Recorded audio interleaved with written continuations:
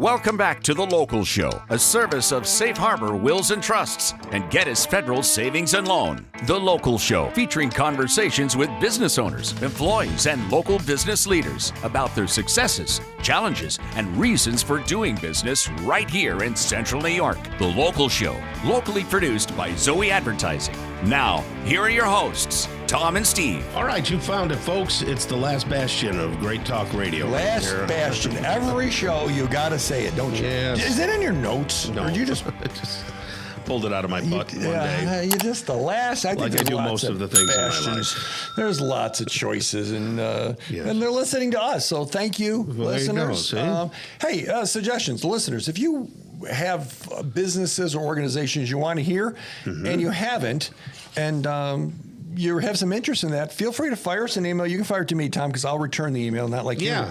Steve at Zoey Advertising.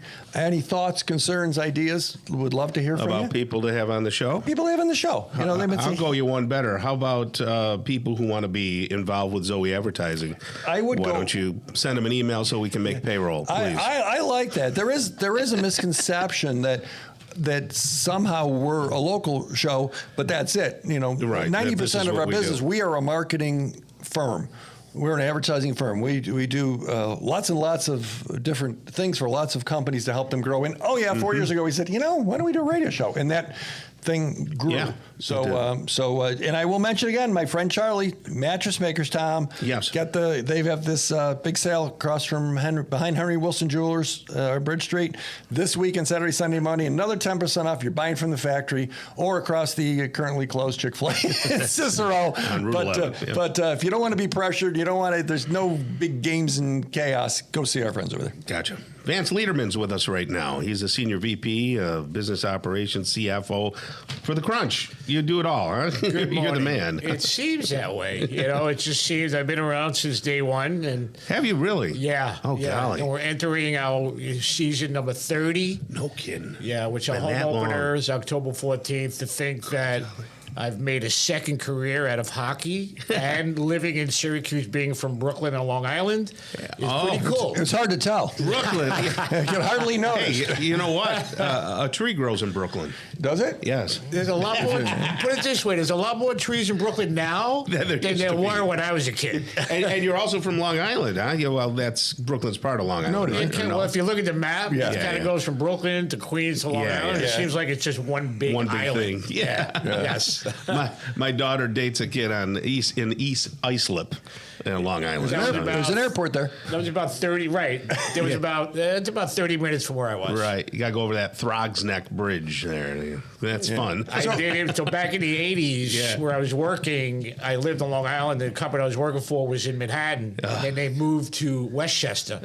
So I did the Throgs Neck Bridge every day for 5 years. Oh, my goodness. Yeah. Well, thank you for your support for Make-A-Wish. That's pretty special stuff. Yeah, I've known Diane for years. Yep. She is just so passionate. And we're getting very much involved this year. I've just become a board member of Make-A-Wish. And my goal this year, as I told the board last week, is we want to raise enough money, and I believe we have the platform to do it, to grant one wish.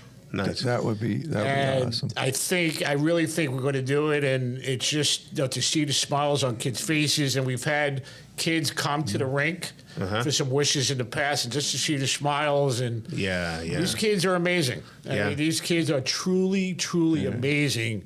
In light of what they're going through, with the smiles, it's a pretty incredible experience. It's a nice experience down at the Crunch. Can I make a suggestion? Sure. Can you make it good two golly. periods? 3 is just too much for hockey. Can't we just go 2? It can't be 2 halves. It just feels. I think I'd have a problem with that one. Okay, just saying. I might have to get board approval. Okay. Don't listen to It's a big board. And can the season be shorter than 13 months? Well, it seems like it's longer than that for me, just so you know. Tell me how you got involved with the business side of this sport. What did you do before you got involved Well, with this company? my background is financial. Okay. So I was actually, the company I was talking about before, where I drove to, was I was a treasurer for a steel company. Okay. Always loved hockey. The owner and I actually grew up together in Brooklyn. Interesting. Yeah, so we used to walk, believe it or not, and this is a fact, we used to walk to the first grade together. Wow, Okay. that's something. Before school buses, I think, were invented. I don't know. Yeah, I'm not really sure. That's funny. Condensed version. Yep. We used to run all the time back in the day. We both lived on Long Island. Yeah. About 5 minutes from each other. One day we're running. He says, "If I ever buy a hockey team, would you want to get involved?" And I'm thinking, all right, what? Yeah. What are the chances of that, right? Yeah, I mean, it's not going to. I say, yeah, sure, whatever, Right. Yeah. And then the following week, he calls me and says that we have a meeting up in Syracuse about maybe bringing a franchise there. And my first reaction, quite honestly, just so you know, was, well, I kind of heard of Syracuse, but where is it? Like, where exactly is it? Isn't that funny that you didn't know where it was? Because for us, growing up in Brooklyn, upstate is Westchester. Yeah, right. Which is like 90 minutes away. Okay, so beyond that is Canada. really, exactly. So crazy. I was with him. We met for about a year before we officially got the team. We met with officials. We came up here once a month, trying to put a deal together. And in order for you to get into the league, to buy a franchise, you have to have an affiliation agreement with an NHL team, and you have to have a lease with a building. Right. So from the time we started the process until we finally got all that, it took us about a year to get all that done. Yeah. And we had a press conference in May of '94 to announce the team was coming, and 30 years great. later, we're still here, and Yeah. I think our brand is as relevant now as it was strong. 30 years ago. Yeah. It's amazing. Have you been to Crunch Games, Tom? Yeah, and you know what? People, if you haven't been, you haven't been. There we go. You Keep going. really got to go there because I was up in one of the media boxes and it just enjoyed it immensely. Fast paced, colorful, lots of stuff going on at the War Memorial. And that room that we were up in, they were serving drinks and they had food and my it's experience was a nice. little different, Tom. I was in some cheap seats with a guy next to me that drank too much. But with a Miller. You don't know the right people. What can I say? I don't know. But that being said, it's an experience, and I'm not a fan of hockey. Okay, Right, I am. sure. I'm a fan of athletics. But when you're at a game, the speed, and it's just the energy. It's a high energy It is game. nothing. Watch TV. It takes all the speed of it. There was energy there. The fans get involved. You guys have little giggly wigs between the things. And at one point, for some, they were throwing stuffed animals on the ice. That was a promotion that they had, right? Yeah. One of our most popular promotions. So after we score a goal, our first goal, Right.